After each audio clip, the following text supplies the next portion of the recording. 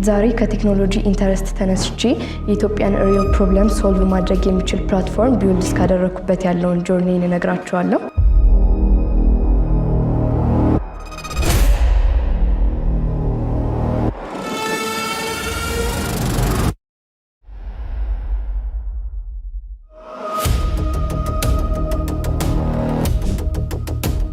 ስሜ ኤደን መርሻ ይባላል። የኢንሳ ዊክንድ ፕሮግራም ፈርስት ባች እንዲሁም የእቴጌ መነን የልጃገረዶች አዳሪ ትምህርት ቤት የ11ኛ ክፍል ተማሪ ነኝ። የኢንሳን ዊክንድ ፕሮግራም ከመቀላቀሌ በፊት ትምህርቴ ላይ ብቻ ፎከስ አድርጌ የምሰራ ቶፕ ፐርፎርመር ስቱደንት ነበርኩኝ። ኢንሳን ስንቀላቀል የነበረው ኢንቫይሮንመንት በጣም ደስ የሚልና ኢንጌጂንግ ነበረ። ይሄ የለመድነው ሌክቸር ቤዝድ ብቻ ሳይሆን በየሳምንቱ የተለያዩ ፕሮጀክቶች፣ ቻሌንጆች ይሰጡናል። ስለዚህ እኛ እነዚህን ፕሮጀክቶች ሶልቭ ለማድረግ የተሰጡንን ፕሮብሌሞች ደግሞ ለመስራት በምንሄድበት ርቀት አውት ኦፍ ዘ ቦክስ በጣም ብሮድ አድርገን እንድናስብና ፕሮብሌሙን ደግሞ ሶልቭ ለማድረግ በምንሄድበት ርቀት ያለንን ኖሌጅ በደንብ እንድናሰፋ የተለያዩ አዳዲስ ነገሮችን ዲስከቨር እንድናደርግ አድርጎናል።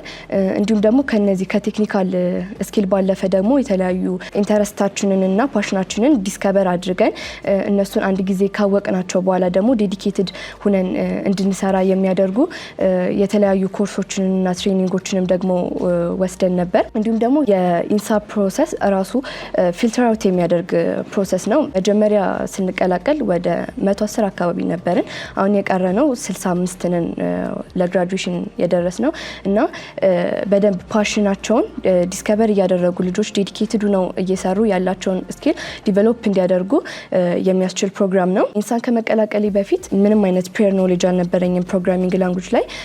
እዚህ ነው ኮዲንግም ፕሮግራሚንግም ለመጀመሪያ ጊዜ የጀመርኩት እና አሁን ግን ፍሮም ዜሮ ቱ ሄሮ በሚባል ደረጃ ያለኝን ቴክኒካል ስኪል፣ ፕሮብለም ሶልቪንግ፣ ክሪቲካል ቲንኪንግን እንዲሁም ደግሞ የተለያዩ ፕሮብለሞችን ሶልቭ የማድረግ አቅሜን ዲቨሎፕ አድርጎልኛል። አካዳሚክ ላይ የነበረውን ፐርፎርማንሴ ምንም ኢፌክት አልነበረውም። እንደውም በደንብ ታይሜን ማኔጅ አድርጌ ሁለቱም ላይ ኢፌክቲቭሊ እንድሰራ አድርጎኛል። በአካዳሚክም አስ ኦልዌይስ ፍሮም ዘ ሆል 11th ባች ሁለተኛ ነው የወጣሁት። ይሄኛውንም ደግሞ በደንብ አድቫንስድ አድርጌዋለሁ። በመጨረሻ ኢንሳን ከመቀላቀሌ በፊት ፕሮግራሚንግ ደግሞ ዲቨሎፕመንት ሲባል የሚመስለኝ ጀስት ኮዲንግ ብቻ ነበር። ነገር ግን ሪል ፕሮግራመር ኮድ ማድረግ ብቻ ሳይሆን ያለውን ቴክኒካል ስኪል ክሪቲካል ቲንኪንግ ተጠቅሞ ሪል ወርልድ ፕሮብለሞችን ሶልቭ ማድረግ እንደሆነም ተምሬበታለሁ። እናም ይህንን ያገኘሁትን ስኪል በ4 መንዝ ፕሮግራሚንግ ላንጉጅን ፍሮም ስክራች ተምሬ የኢትዮጵያን ሪል ፕሮብለም ሶልቭ ለማድረግ የሚያስችል ፕላትፎርም ሰርቻለሁ። የሰራሁት ፕላትፎርም ፋርማሀብ ይባላል። ብዙ ጊዜ ምን አይነት ችግር ያለው ሰዎች የሚፈልጉትን መድኃኒት ያለበትን ፋርማሲ በትክክል አያውቁም። በዚህ ምክንያት ደግሞ ያላቸውን ገንዘብ ጊዜያቸውን ያባክናሉ። እንዲሁም ደግሞ ቶሎ እነዚህ አርጀንት ኤክስፔንሲቭ የሆኑ መድኃኒቶች ደግሞ ብዙ ቦታ አይገኙም። ስለዚህ እነዚህን ቶሎ ባለማግኘታቸው ምክንያት የሰው ሕይወት ያልፋል። ስለዚህ ይህንን ፕሮብለም ሶልቭ ለማድረግ ፋርማሲ ሎኬተር ሲስተም ነው የሰራሁት። ላይሰንሳቸው አፕሩቭድ የተደረጉ የተለያዩ ፋርማሲዎች ሲስተም ላይ ሬጂስተር ያደርጋሉ። ሬጂስተር በሚያደርጉበት ሰዓት ደግሞ ያሉበትን ሎኬሽን ሲስተሙ ዲቴክት ያደርጋል እና ስቶር ያደርጋል። ከዛ በኋላ እያንዳንዱ ፋርማሲዎች ያላቸውን አቬሌብል ሜዲሲን ከተለያዩ ኢንፎርሜሽኖች ጋር ለምሳሌ ምን ያህል ብር ነው፣ ኤክስፓየር ዴቱ መቼ ነው፣ ፕሪስክሪፕሽን ያስፈልገዋል አያስፈልገውም የሚለውን ሙሉ ኢንፎርሜሽን አስገብተው አድ ያደርጋሉ። ስለዚህ እያንዳንዱ ፋርማሲዎች ያላቸውን ሊስት ይኖራል ማለት ነው። ከዛ ዩዘሩ በሁለት መንገድ እነዚህን አክሰስ ማድረግ ይችላል። ፕሪስክሪፕሽን ለማያስፈልጋቸው መድኃኒቶች ቀጥታ ሰርች ባርን ተጠቅሞ የሚፈልገውን መድኃኒት ሰርች ማድረግ ይችላል። ለምሳሌ ፓራስታሞል ከፈለገ ፓራስታሞል ብሎ ሰርች ሲያደርግ የዩዘሩን ሎኬሽን ዲቴክት ያደርግና ከሬጂስተር ካደረጉት ፋርማሲዎች ሎኬሽን ጋር ኮምፔር አድርጎ ፍሮም ዘ ኒረስት ቱ ዘ ፋር ሊስት አውት ያደርጋል ማለት ነው፣ በዲስታንስ ሶርት አድርጎ። ስለዚህ ዩዘሩ በዲስታንስ እንዲሁም ደግሞ ብሩንም ዲስፕሌይ ያደርጓል፣ ኤክስፓየር ዴቱም ዲስፕሌይ ስለሚያደርገው እነዚህን ኮምፔር አድርጎ የሚፈልገውን ፋርማሲ ማግኘት ይችላል። እንዲሁም ደግሞ ማፖችም ኢንተግሬት ተደርገውለታል። ስለዚህ ወደሚፈልገው ፋርማሲ በቀላሉ ናቪጌት ማድረግ ይችላል። ሌላው ደግሞ ፕሪስክሪፕሽን ለሚያስፈልጋቸው ወይም ደግሞ ያለ ሐኪም ትዕዛዝ የማይሰጡ መድኃኒቶችን ደግሞ ዲጂታሊ የተሰጣቸውን ፕሪስክሪፕሽን አፕሎድ ማድረግ ይችላሉ። በዚህም ጊዜ ሲስተሙ ሜዲሲን ኔሙን ኤክስትራክት አድርጎ የሚፈልጉትን ፋርማሲዎች በአቅራቢያቸው ያሉትን ሶርት አውት ያደርጋል ማለት ነው። እና እዚህ ጋር ደግሞ የኔ ሲስተም ሌላ ሶልቭ የሚያደርገው ግሬት ፕሮብለም ፔሸንቶች ፋርማሲ በሚሄዱበት ሰዓት ፕሪስክሪፕሽን ይዘው ይሄዳሉ። ነገር ግን ፋርማሲዎቹ ያ ፕሪስክሪፕሽን ቫሊድ ይሁን ኢንቫሊድ ይሁን ፕሩፍ የሚያደርጉበት ሲስተም የላቸውም። ስለዚህ ይሄኛውን ደግሞ ሶልቭ ለማድረግ ሴፓሬት የሆስፒታል ፕሪስክሪፕሽን ሲስተምም ሰርቻለሁ ማለት ነው። በዚህም እያንዳንዱ ዶክተሮች ሎጊን ያደርጉና የፔሸንቱን ፕሪስክሪፕሽን ኦንላይን ያዘዛሉ ማለት ነው። በዚህም ሰዓት ሜዲሲን ኔሙን ዶዜጁን ምን ያህል ነው የሚለውን ኦንላይን ያስገባሉ። በዚህም ጊዜ ደግሞ ዩኒክ የሆነ ፕሪስክሪፕሽን አይዲ ለእያንዳንዱ ፕሪስክሪፕሽን ይቀመጥለታል እና እኔ ሲስተም ላይ ደግሞ እነዚህ እኔ ጋር ኢንተግሬት የሆኑ ሆስፒታሎች አይዲያቸው ይቀመጣል ማለት ነው። ስለዚህ አሁን የሆነ ፔሸንት መጥቶ ፋርማሲ ለመፈለግ እና ለማግኘት ያንን ፕሪስክሪፕሽን አፕሎድ በሚያደርግበት ሰዓት ሲስተሙ ሆስፒታል አይዲን እና ፕሪስክሪፕሽን አይዲን ኤክስትራክት አድርጎ ወደዛ ሆስፒታል አይዲ ሪኩዌስት ይልካል ማለት ነው። ያ ፕሪስክሪፕሽን አይዲ እንዳለና እንደሌለ ቼክ ለማድረግ ማለት ነው። ስለዚህ የኛው ሆስፒታል እነሱ ጋር ይሄ ፕሪስክሪፕሽን ታዝዞ ከሆነ yes it's valid ብለው ሪተርን ያደርጋሉ። ስለዚህ የኔ ፕላትፎርም ይሄንን ሜሴጅ ተጠቅሞ ፕሮሰሱን ይቀጥላል ማለት ነው። ምክንያቱም አንድ ጊዜ ቫሊድ እንደሆነ ፕሪስክሪፕሽኑ ፕሩፍ አድርጓል። ስለዚህ በኒረስት ያሉትን ፋርማሲዎች በዲስታንስ ሶርት አውት ያደርጋል። ነገር ግን ይሄ ፕሪስክሪፕሽን ኢንቫሊድ ከሆነ ወይም ደግሞ እዛ ሆስፒታል ላይ ሬጂስተርድ ካልሆነ ኢንቫሊድ ይላል።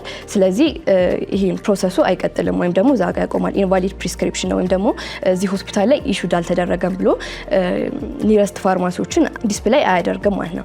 ሌላው ደግሞ አሁን ኢንተግሬት ያደረኩበት ያለው ፊቸር ሪዘርቬሽን እና ዴሊቨሪ ሲስተም ነው። ሰዎች አክሰስ ካደረጉ በኋላ ያለበትን ፋርማሲ ካወቁ በኋላ ያንን ሜዲሲን ሪዘርቭ ማድረግ ይችላሉ እና በሚፈልጉበት ሰዓት ሄደው ፒክ ማድረግ ይችላሉ ማለት ነው ይሄንን ሜዲሲን። ከዛ በተጨማሪ ደግሞ ዴሊቨሪ ሲስተም ነው። ይሄኛውም ደግሞ አሁን እየሰራሁበት ያለው ከረንትሊ አቬሌብል ከሆኑ ዴሊቨሪ ሲስተሞች ጋር የኔን ሲስተም ኢንተግሬት አድርጌ ሰዎች ቤታቸው ሆነው በቀላሉና በትንሽ ሰዓት የሚፈልጉትን ሜዲሲን አክሰስ እንዲያደርጉና ቤታቸው ድረስ እንዲመጣላቸው የሚያደርግ ሲስተም ነው ማለት ነው። ሌላው ደግሞ እየሰራሁባቸው ያሉት ፊቸሮች ቻትቦት ነው። ለፋርማሲ ሳይዱም ለዩዘር ሳይዱም ቻትቦት ከስተማይዝድ የሆኑ ቻትቦቶች ኢንተግሬት ይደረጉና ለፋርማሲ ሳይዱ ማርኬት አናላይሲስ የሚሰራ አሁን ከረንትሊ እየተፈለጉ ያሉ መድኃኒቶች ምንድን ናቸው፣ በብዛት ምን ማስመጣት ነው ያለብኝ፣ ከወቅቱ አንጻር ከሲዝናል አንጻር የሚመጡ የተለያዩ ዲዚዞች ሊኖሩ ይችላሉ። ስለዚህ የእነሱን ምን አይነት መድኃኒት ነው ማምጣት ያለብኝ እና ጠቅላላ ለማርኬት አናላይሲስን የሚሰራ ቻትቦት ኢንተግሬት እያደረኩላቸው ነው። ለዩዘሩ ሳይድ ደግሞ ስለ ሄልዝ ጀነራል አድቫይስ የሚሰጥ ማለት ነው እና ይሄኛው ከስተማይዝድ ቻትቦት ነው። ምንድነው ይሄንን ሜዲሲን ውሰድ ብሎ ሪከመንድ አያደርግም። ምክንያቱም አንድ ሰው ሂዶ ሆስፒታል ታክሞ በሐኪም ካልታዘዘለት በስተቀር ምንም አይነት መድኃኒት መውሰድ የለበትም። ስለዚህ ጀስት ጀነራል አድቫይስ ነው የሚሰጠው። ለምሳሌ ከሆነ ዲዚዝ ራሳችንን ፕሪቨንት ለማድረግ ምን ነገሮችን መውሰድ አለብን፣ ምን ነገሮችን ማድረግ አለብን የሚለውን ጀነራል ነገሮችን ጀነራል አድቫይስ የሚሰጥ ፕላትፎርም ነው ማለት ነው። ስለዚህ ማንኛውም እዚህ ሲስተም ላይ አብሮ ኮላብ ማድረግ የሚፈልግ ተቋማትም ግለሰቦችም ካሉ አብረን መስራት እንችላለን፣ ኮንታክት ማድረግ ይችላሉ። እንዲሁም ደግሞ ታዳጊዎች ቴክ ላይ ኢንተረስት ያላቸው ፍላጎቱ ያላቸው ኢቭን እውቀት ባይኖራቸው እንኳን ምክንያቱም እኔም ነግሬያቸዋለሁ እዚህ ነው የጀመርኩት እና አሁን አድቫንስ ማድረግ ይችላሉ። ስለዚህ ኢንተረስቱ ካላቸው እዚህ መተው ኢንሳ ሰመር ካምፕም አለ ዊኬንድ ፕሮግራምም አለ እሱን ተቀላቅለው ትምህርቱን ቢማሩ በጣም ለህይወታቸውም የሚጠቅም ትልቅ ስኪል ያገኛሉ። እናም ደግሞ ከትምህርታቸውንም ደግሞ ምንም አይጎዳም። ሁለቱንም ፓራሌሊ ማስኬድና ሁለቱም ላይ ኢፌክቲቭ መሆን ይቻላል። ስለዚህ እዚህ መተው እንዲማሩና ስኪላቸውን ፓሽናቸውን ዲስከቨር እንዲያደርጉ ሪከመንድ አደርጋለሁ።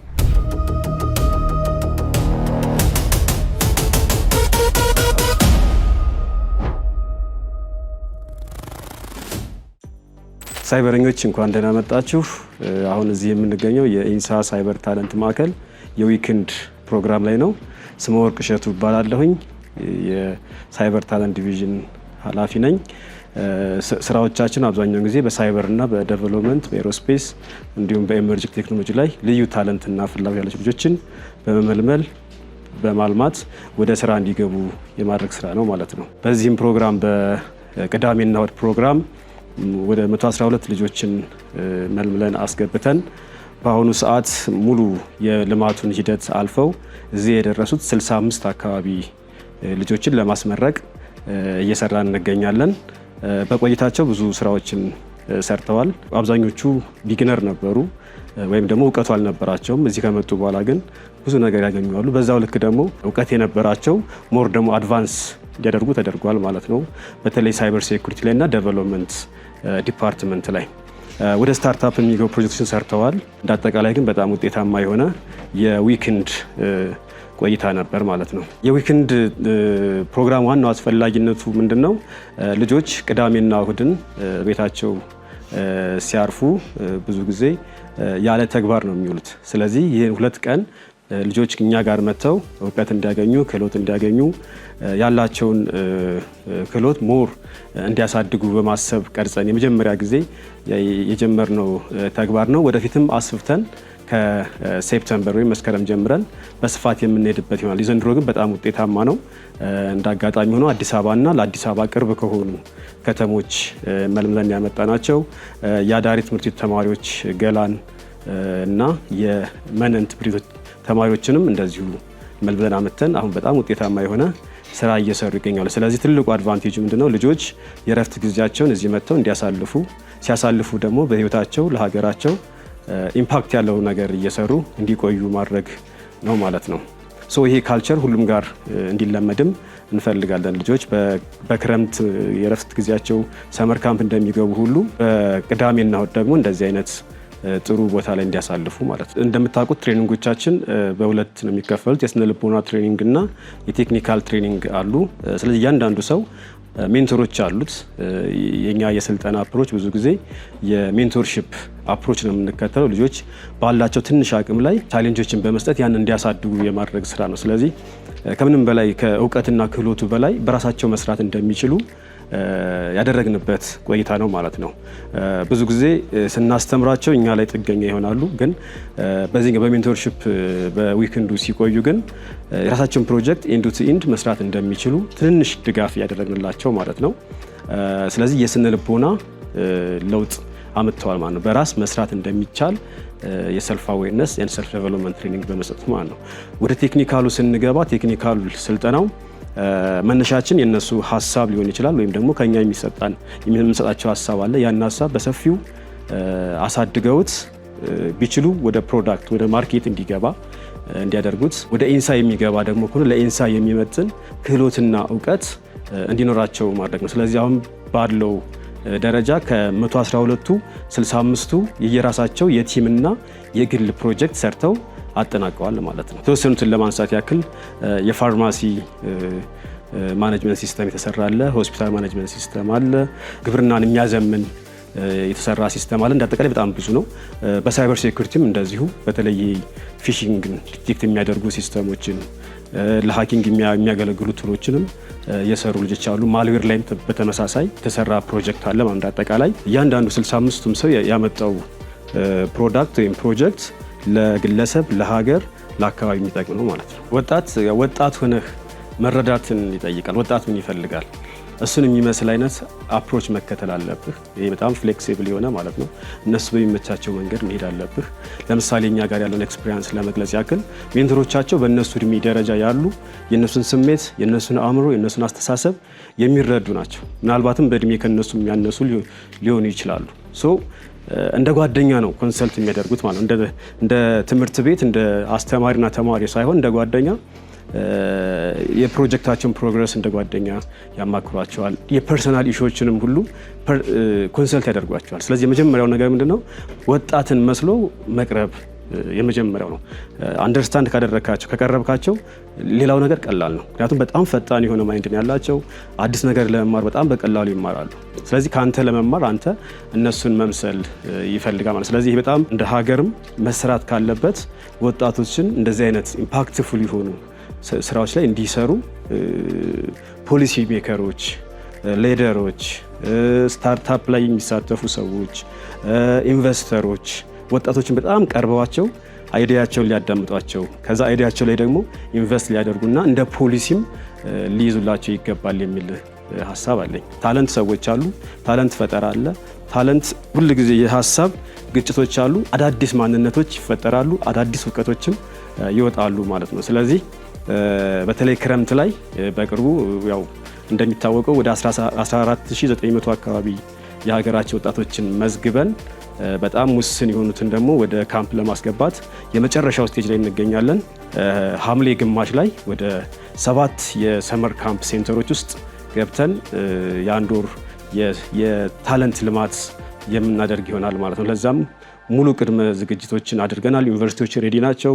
በዚሁ አጋጣሚ ዘንድሮ ከኛ ጋር ለመስራት ወስነው በጀት በጅተው ከኛ ጋር እየሰሩ ያሉ ዩኒቨርሲቲዎችን በጣም ላከብርና ላመሰግን እወዳለሁ። የኢንሳ አመራር፣ የኢንሳ ሜንቶሮች፣ የኮሚኒኬሽን ስታፎች በዚህ ሀገራዊ የሆነ ትልቅ አጀንዳ ትልቅ ኢሹ ላይ በመረባረባችሁ በዚሁ አጋጣሚ ታለንት ማዕከሉ ወክዬ አመሰግናለሁ ማለት ነው። ፖርታል አለን፣ ሁልጊዜም ለምዝገባ ክፍት ነው የምናደርገው።